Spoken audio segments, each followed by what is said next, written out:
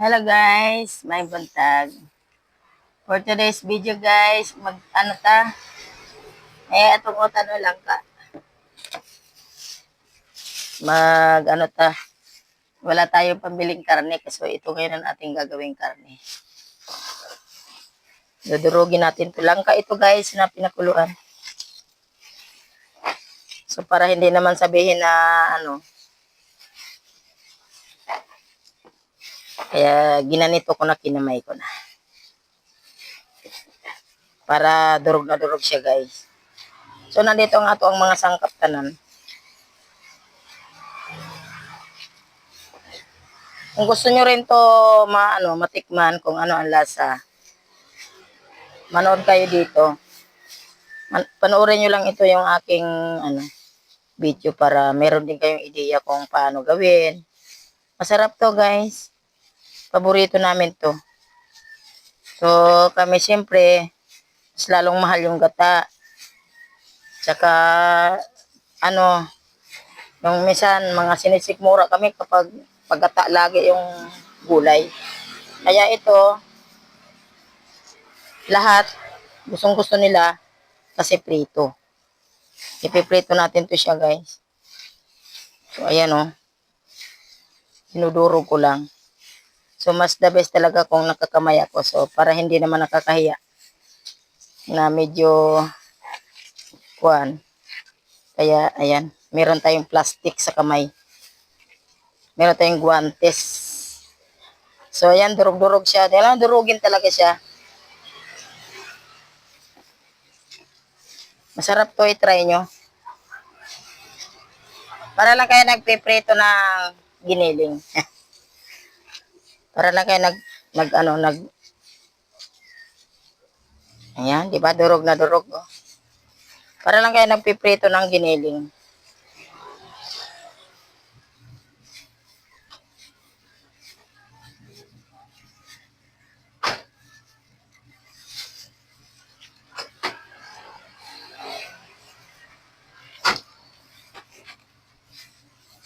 So, ito na guys, oh.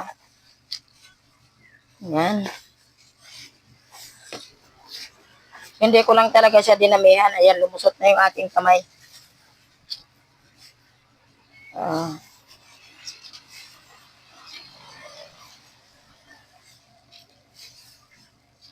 So, mas the best talaga nito kung yung nakakamay ka talaga para durog na durog talaga. So, ayan na. Okay na. Mag-add tayo ng yan. Sibuyas at saka sili na green. Para meron siyang sahog. So, malagay tayo ng asin. Kontrol lang para hindi siya maalat. Okay. So mag-add tayo itlog.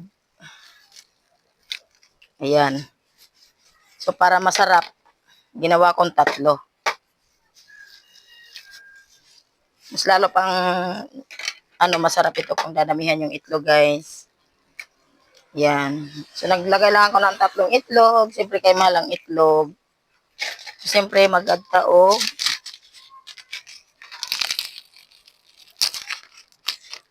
Magic. Iurot na nato na. Para so many ako'y arena. Ito ang kailangan talaga. Ito ang kailangan talaga. Di bali, konti lang yung itlog mo na ihahalo. Basta meron ka nito. So, arena.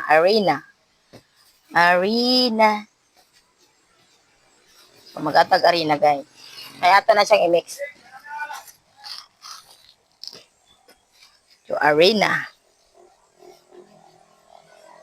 Ato lang siyang tantiyahin. Para na kailangan talaga rin medyo marami-rami din. Para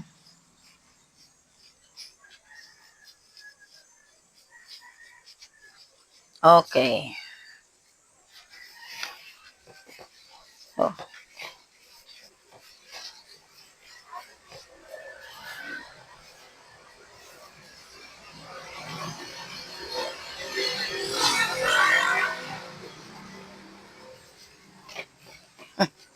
Sarap, guys.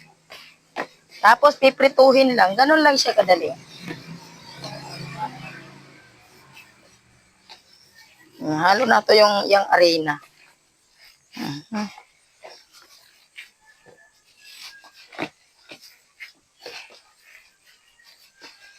So, update ko na lang kayo mamaya kapag magpiprito na ako.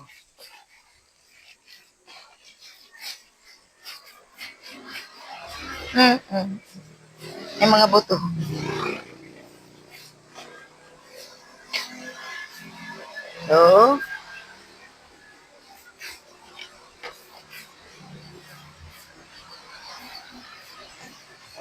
So, dagdagan pa nato ang arena.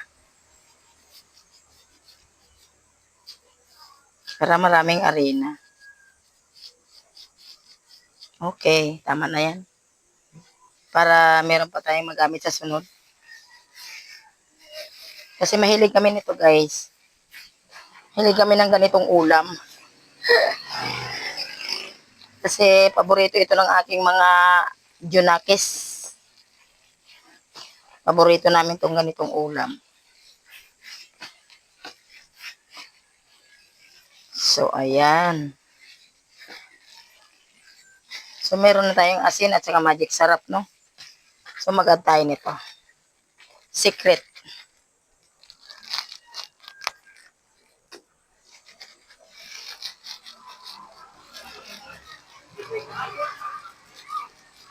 Mag-add tayo nito. Para mas lalo siyang sumarap. Ayan. Hindi ko ito ubusin kasi mahal din to eh. Alam nyo mga guys kung ano to?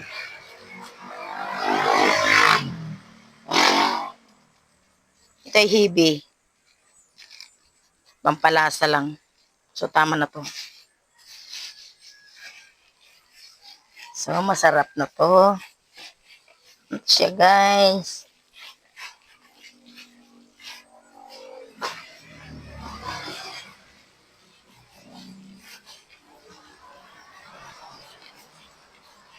Sarap. Amoy pa lang, mabango na.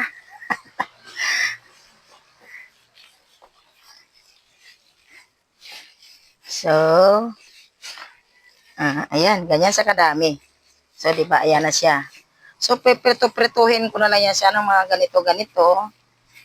Ganito-ganito, cube-cube. Ganyan-ganyan.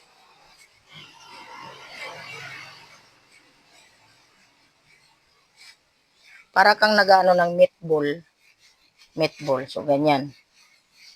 Ganyan, guys.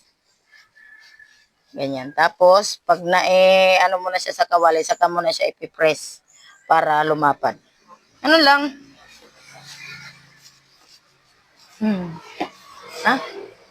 Ang bango.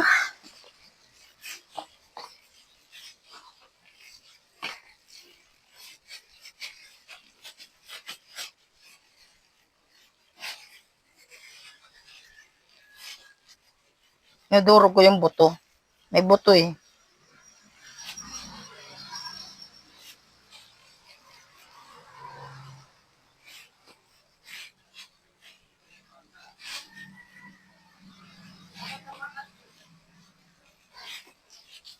So, update ko na lang kayo nito, guys. Sa mga gusto dyan, sana tinapos nyo tong video ko na to para meron din kayong ideya kung paano magluto ng ganito. Napakasarap nito, promise. Pag ito trinay nyo, magugustuhan nyo ito ng inyong mga junakis at saka baka ririkpisan pa kayo na magluto pa kayo ng ganito ulit. Natutunan ko lang din ito sa isang mabait kong kaibigan. So, ayan. Palagi ko nang ginagawa. Kasi nagustuhan nila. So, ayan. So, ayan. Ganyan sa kadami. So, magwash mo ta. Bye-bye. See you. Update ko kayo sa piprito, pagpa-fried.